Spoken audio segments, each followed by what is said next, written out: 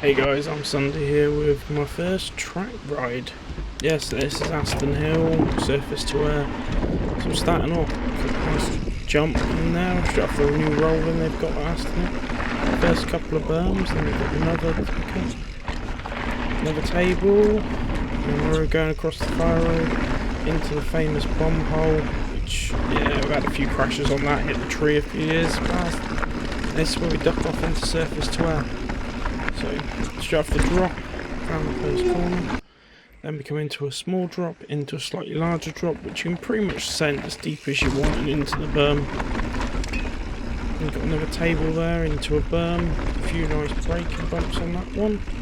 We go into another right-hander, back off another little jump. That's a pretty nice one actually, nice drop that. This is actually one of the really good drops, and we're into a really nice section now. Fast left-hander, bumper, little table, into another drop. And this is where the hill gets really steep. You have to carve in across the hill, backwards and forwards a bit.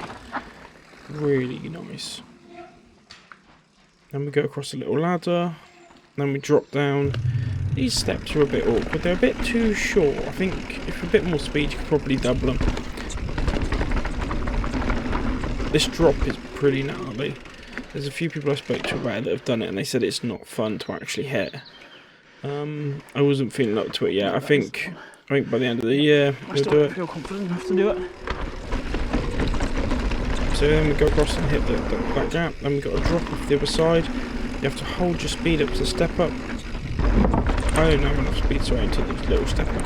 But you got an option of 2 there. Now, this is quite a nice drop. They actually put a ladder gap in there, so you don't have to do it.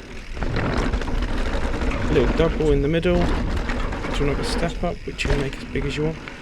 Then just to finish it off, you've got a hip step down. We've only got enough speed to do the little one. The normal Aston Hill finishing corral.